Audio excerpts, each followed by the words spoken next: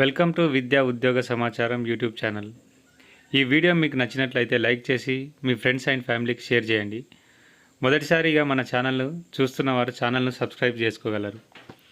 ఇక విషయంలోకి వెళ్తే సీఎం రేవంత్ రెడ్డి సారథ్యంలోని తెలంగాణలో అధికారంలో ఉన్న కాంగ్రెస్ పార్టీ ప్రభుత్వం రేషన్ కార్డుల విషయంలో సరికొత్త నిర్ణయాలను తీసుకుంది. మున్ముందు ప్రతి కుటుంబానికి డిజిటల్ కార్డులను జారీ చేసేలా కార్యాచరణ ప్రణాళికను సిద్ధం చేస్తుంది. రేషన్ సహా అన్ని సంక్షేమ పథకాలకు ఉపయోగపడేలా ఫ్యామిలీ డిజిటల్ కార్డుకు రూపకల్పన చేస్తుంది రేవంత్ సర్కార్.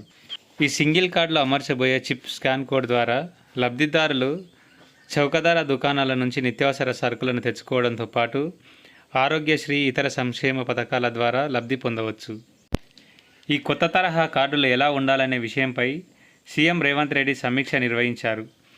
ఆరోగ్య పౌర సరఫరా శాఖ మంత్రులు ఉత్తమ్ కుమార్ రెడ్డి, దామోదర్ రాజనరసింహ, సిఎస్ శాంతికుమారి, ఆయా శాఖల ముఖ్య కార్యదర్శులు పాల్గొన్నారు.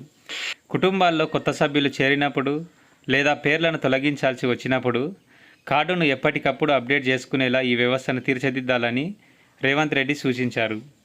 దీనికి సంబంధించిన సమగ్ర నివేదికపై కసరత్తు పూర్తి చేయాలని సంబంధిత అధికారులను ఆదేశించారు. ఇప్పటికే రాజస్థాన్, హర్యానా, కర్ణాటకల్లో ఈ తరహా డిజిటల్ కార్డుల విధానం అమల్లో ఉంది. ఆయా రాష్ట్రాల్లో పర్యటించి వాటిపై అధ్యయనం చేయాలని రేవంత్ రెడ్డి ఆదేశించారు. పైలట్ ప్రాజెక్టుగా ఫ్యామిలీ డిజిటల్ కార్డుల జారీని చేపట్టాలని, అది విజయవంతమైతే రాష్ట్ర వ్యాప్తంగా అమలు చేయాలని అన్నారు.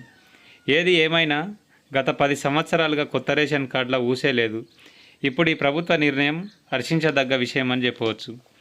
అర్హులైన ప్రతి ఒక్కరికి డిజిటల్ కార్డును అందిస్తారని ఆశిద్దాం. మరో మంచి వీడియోతో మళ్ళీ కలుద్దాం. అంతవరకు స్టే ట్యూన్ టు విద్యా ఉద్యోగ సమాచారం యూట్యూబ్ ఛానల్. సబ్స్క్రైబ్.